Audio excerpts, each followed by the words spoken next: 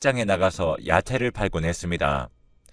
아버지는 새벽에 바다로 나가셔서 생선을 잡아오시고 그 돈으로 생계를 유지했죠.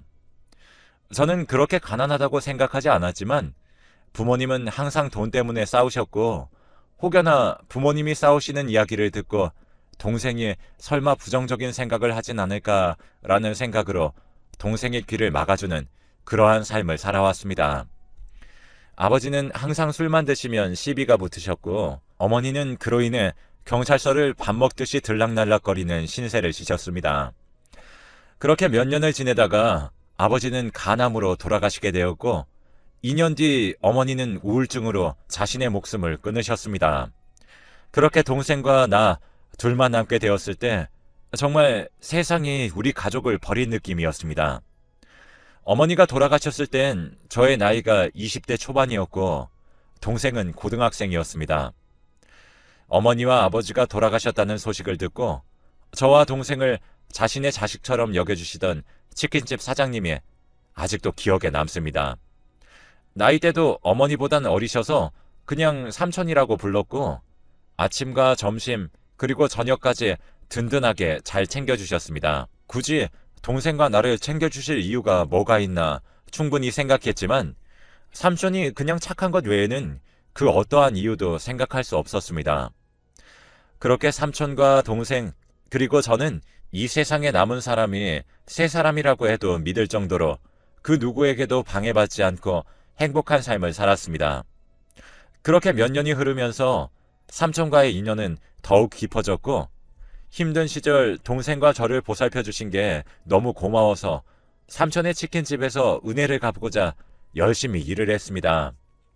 하루 이틀 정도 지나다 보니 어느덧 30대가 되어 있더라고요.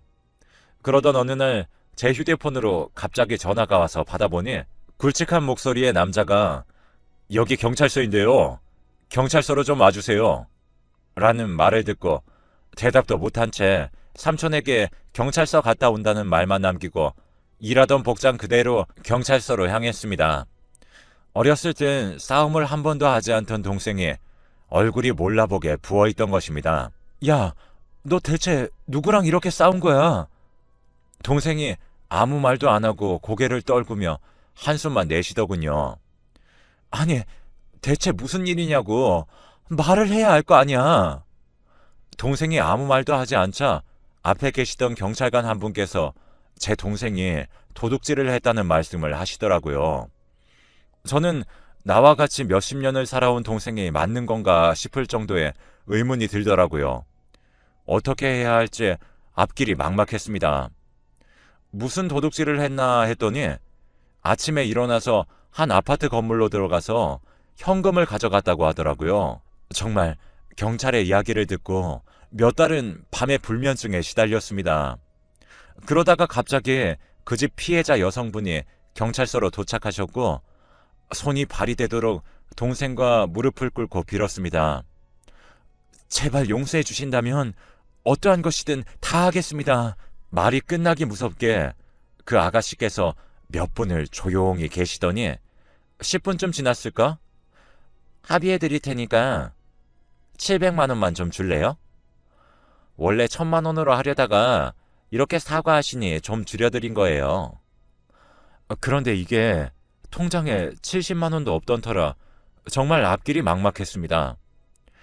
동생과 저는 이 나이 먹도록 돈 한 푼 없었습니다. 아버지가 남기고 가신 도박빚을 갚느라 항상 빚독촉에 시달려야만 했었거든요. 그래서 아버지가 미웠습니다. 하지만 우리 가족의 가장이셨고 제가 가장 존경하는 우리 엄마가 사랑했던 사람이었으니까 그냥 내가 미워해서 뭐 하겠냐라는 생각을 갖고 살아가고 있습니다. 일단 그 피해 여성분에게 일주일의 시간만 달라고, 그리고 연락처만 받고 다시 치킨집으로 일하러 들어갔습니다. 가게에 들어오자마자 삼촌이 놀란 표정으로 "대체 무슨 일인데?" 라는 말씀을 해주셨고 상황 설명을 다 해드리자 삼촌께서 "내가 그 700만 원 갚아줄게" 라고 하셨습니다. 삼촌께는 괜찮다고 말씀드렸지만 정작 삼촌 아니었으면 제 동생은 교도소에 가야 할 상황이었기에 죄송하지만 또 삼촌에게 신세를 지고 말았습니다. 우리가 무슨 그냥 친한 사이냐? 이 정도는 뭐. 그 한마디가 너무 고마울 뿐이었습니다. 그리고 너무 충격적이었던 저는 동생에게 제발 못 배운 거 티 좀 내지 말라며 마음에도 없는 심한 말을 내뱉었지만 동생으로 인해서 피해를 받은 여성분을 생각하니 정말 죄송스럽기만 했습니다. 그렇게 충격적인 하루를 보내고 이제 평화로운 하루를 보내나 싶었던 찰나에 또 저에게 소개팅 제의가 들어왔습니다. 삼촌의 지인 중 저와 나이가 비슷한 카페 사장님이 있는데 한번 소개팅 해보는 건 어떠냐고 하시길래 딱히 연애 생각은 없었지만 흔쾌히 승낙을 하였습니다. 수요일 낮 12시쯤 분위기 좋은 파스타집에서 만난 카페 사장님과의 소개팅은 아주 성공적이었습니다. 제가 아프다고 하면 새벽인데도 집으로 찾아와 간호해주고 비가 오나 바람이 부나 언제나 늘 한결같이 무서운 밤길을 같이 걸어 집까지 데려다주고 아주 자상한 카페 사장님을 만나서 좋은 사람을 만나게 해준 삼촌한테 너무 고마웠어요. 그래서 치킨 가게 일도 소홀히 하지 않았고요. 무엇보다도 힘들 때 가장 가까이 가장 오래 함께했던 동생에게 미안해졌습니다. 그렇게 남의 집 도둑질을 할 때 정작 나는 뭐하고 있었나, 동생이 그런 짓을 한 것이 오히려 제 탓 같아서 너무 심란했습니다. 그래서 동생과 오랜만에 단 둘이서 술 한잔을 기울였죠. 치킨집 일을 끝내고 집으로 가는 길에 동생과 편의점에 잠깐 들려서 맥주 3개, 소주 3병을 사고 진솔한 대화를 나누기 시작했어요. 기억이 잘 나진 않았지만 동생이 한 말이 너무 충격적이어서 그 말 한마디만 기억을 했습니다. 누나, 그거 내가 하고 싶어서 한 거 아니야. 라는 말과 함께 동생이 취해서 잠에 들어버렸습니다. 다음날 아침에 저는 동생이 어젯밤 술 취해서 이야기를 한 것이 대체 뭘 말하고 싶었던 것인지 예상이 되지 않자 동생이 일어나자마자 어제 대체 나에게 한 얘기가 무엇이냐고 따져 물었습니다. 그러자 동생은 기억 안 나는데? 내가 그런 얘기를 했다고? 라며 오히려 저에게 질문을 던졌습니다. 사실 동생이 그런 말을 하고 기억이 나지 않을 것이라는 건 예상은 했지만 전혀 찔려하는 것이 없어 보여서 그냥 제가 잘못 알아들은 건가 싶은 생각이 들어서 넘어갔습니다. 또 일상으로 돌아와 돈 벌기에 정신이 없었어요. 어느 날 제가 휴대폰을 떨궈서 제 전화를 사용 못하는 상황이 있었습니다. 결국 저는 당분간만 삼촌 휴대폰으로 전화 받을게 라는 말에 흔쾌히 허락해준 삼촌에게 고마운 마음으로 열심히 일을 하고 있었어요. 그러던 중 갑자기 동생의 전화번호로 문자가 오길래 삼촌이랑 둘이 따로 연락을 할 정도로 친한가 보다 라는 생각을 갖고 동생과의 문자 내용을 보게 되었습니다. 왜 항상 불길한 예감은 이렇게 적중하는 것일까요? 의미를 알 수 없는 이상한 숫자들로만 삼촌이 문자를 동생에게 전송을 했던 것입니다. 문자 내용에는 13-2.3 이라는 내용이 적혀져 있었습니다.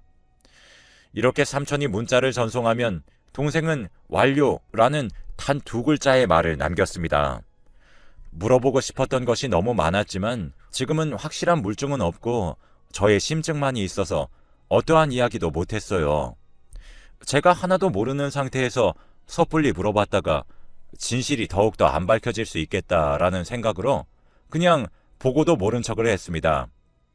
그렇게 오전과 오후 장사가 끝나고 삼촌은 저에게 너 혹시 문자 봤어? 라는 질문에 저는 무슨 문자? 아니, 뭐 날라왔어? 라며 모른 척을 했습니다. 그 문자를 본 뒤 정확히 이틀 뒤에 또 경찰서에서 저에게 연락이 왔습니다.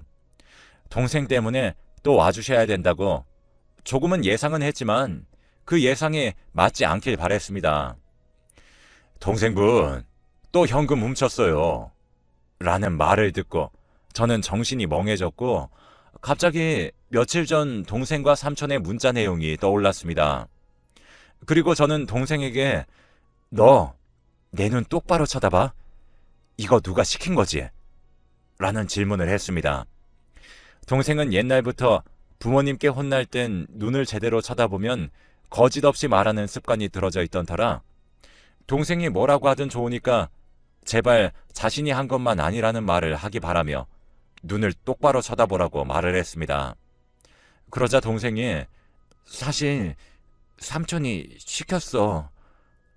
결국 저의 의심이 확신으로 바뀌는 순간이었고 몇 년 동안 동생 다음으로 가장 가까운 사람이라고 생각을 하게 해준 아주 고마운 삼촌이었는데 누군가가 망치로 제 뒤통수를 내려 찍는 듯한 기분이 들었습니다.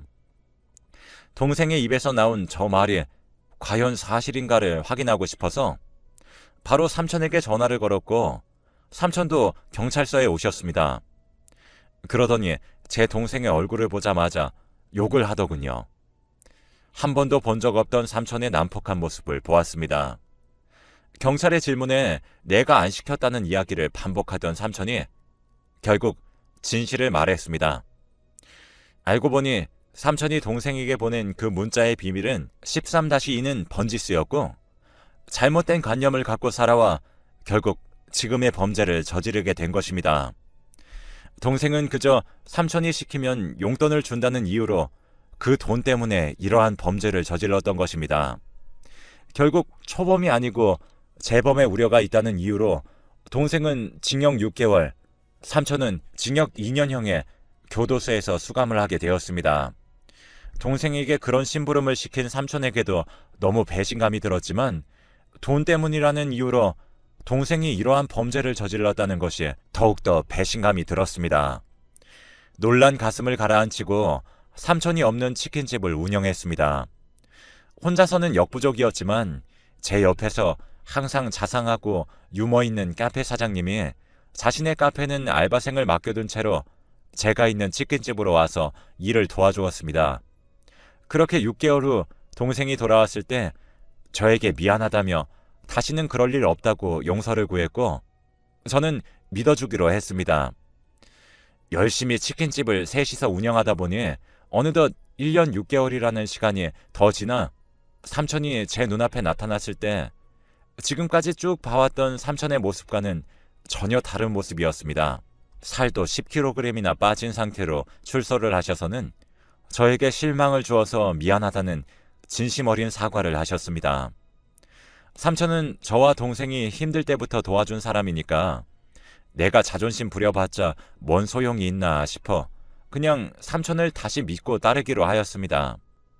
그렇게 카페 사장님과 삼촌 그리고 동생과 저는 정말 가족보다 더 가까운 사이로 지내던 중 동생은 평범한 회사원을 만나 좋은 가정을 꾸렸고 저도 카페 사장님과 3년 정도 연애를 이어오다가 서로 나이도 있다 보니 얼른 결혼하자는 이야기가 나오게 되었습니다.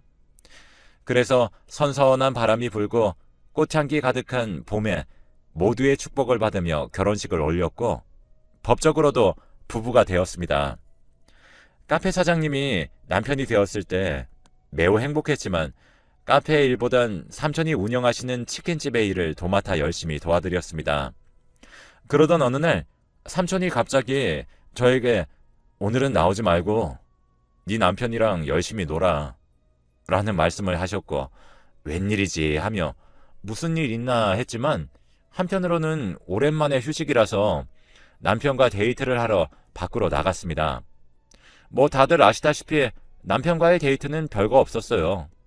그냥 밥 한 끼 먹고 차 한 잔 마시고 집에 들어오는 길에 시장에 잠깐 들려 저녁에 뭐 먹을지 함께 고민하며 장을 보려고 그랬는데 남편이 갑자기 배 아프니까 나 먼저 집에 가 있을게. 당신 장 보고 조심히 들어와.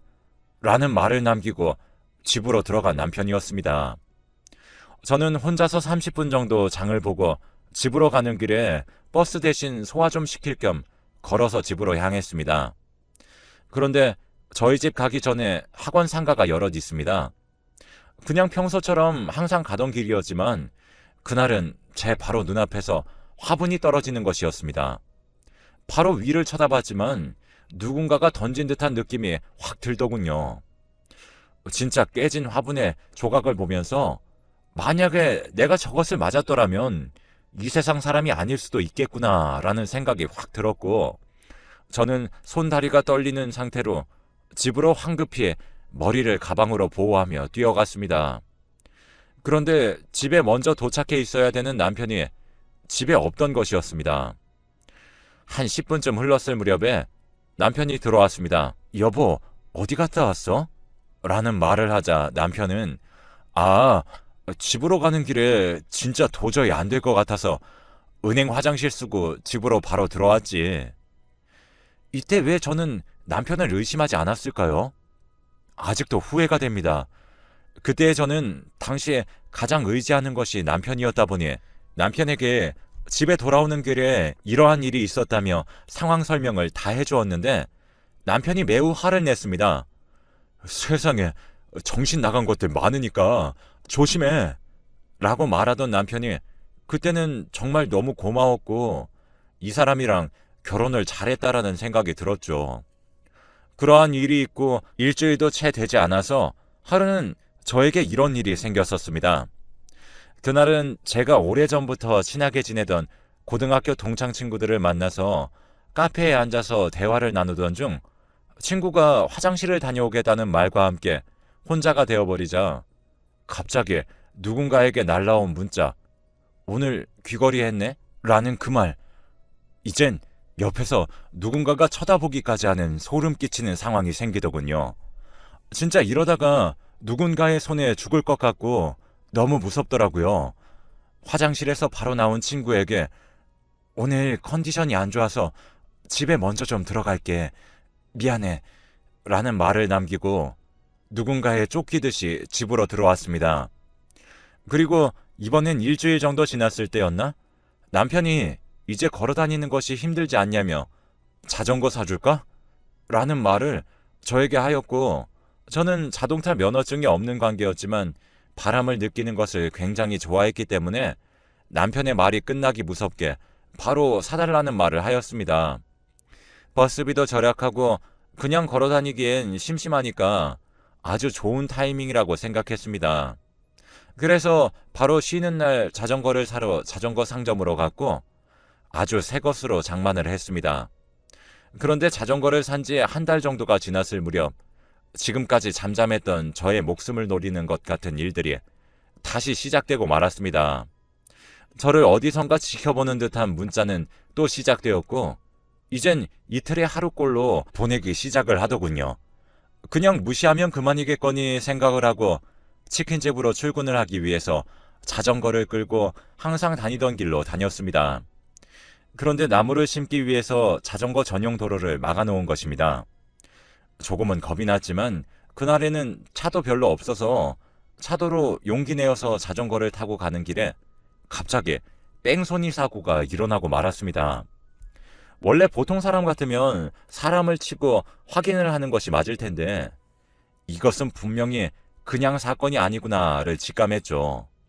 그래서 결국 다리뼈가 부러지고 전치 4주가 나왔고 입원을 해야 하는 상황이 되었습니다. 이번에는 구급차로 실려와서 남편에게 말할 겨를도 없이 경찰관 분들을 불러 신고를 했습니다. 그래서 경찰관 분들은 저희가 꼭 잡아드리겠습니다 라는 말씀을 하셨고 입원실을 나가시자마자 남편이 놀란 얼굴로 들어왔습니다. 대체 무슨 일이 있었던 거야? 역시 나를 진심으로 걱정해주는 사람은 우리 남편밖에 없구나라는 생각을 했을 때 삼촌도 과일 한 박스를 들고 들어오시면서 괜찮아? 많이 다쳤어? 라는 말씀을 하셨습니다. 한동안 결혼 때문에 바빠서 제대로 얼굴도 못 보던 동생도 병문안을 와서 매우 놀라합니다. 그래서 저는 얼른 집에 가서 와이프나 놀아줘 라는 말을 하자 동생이 범인 누군지 잡으면 내가 진짜 가만 안 둬 라는 말을 하였고 동생의 그 말이 얼마나 든든했던지 너무 고마울 따름이었습니다. 그렇게 치료와 검사를 받고 남편의 병간호를 받으며 2주 동안의 시간이 흘렀을 때 경찰관 분이 입원실을 재방문을 해주셨습니다. 범인 잡혔습니다. 이야기를 들어보니 다행히 사고 난 지점 앞에 빵집이 있었는데 그 빵집 CCTV가 사고 지점을 찍고 있었다고 했습니다. 그래서 정말 다행이구나라는 생각을 했고, 잠깐 경찰서로 가주셔야 될 것 같습니다. 라고 그러셔서 범인이 대체 누구일까라는 생각과 함께 남편이랑 경찰서로 향했습니다. 그런데 이미 경찰서에는 삼촌이 와 계셨습니다. 삼촌이 벌써 범인 때려잡으려고 일찍 도착한 거야? 그랬더니 삼촌은 아무런 말씀도 하지 않으셨습니다. 갑자기 형사 한 분께서 일어나셔서 제 남편에게 당신도 앉으세요 라는 말씀을 하셨습니다. 대체 이게 어떻게 된 상황인지 알 길이 없었습니다. 그래서 형사님께 물어봤죠. 제 남편이랑 삼촌이 뭐 잘못했나요? 라는 말을 건네자 형사님께서는 이 두 분이 범인이라고요. 정말 그때의 기분은 어떠한 말로도 표현할 수가 없었습니다. 어떻게 된 상황인지 이야기를 들어보니 충격적이었습니다. 애초부터 남편은 저의 보험금을 노리고 저와 같이 결혼을 한 것이라며 제가 죽으면 삼촌과 그 돈을 분배하려고 했던 것입니다. 삼촌은 그래서 저에게 그 사람을 소개시켜 준 것이었죠.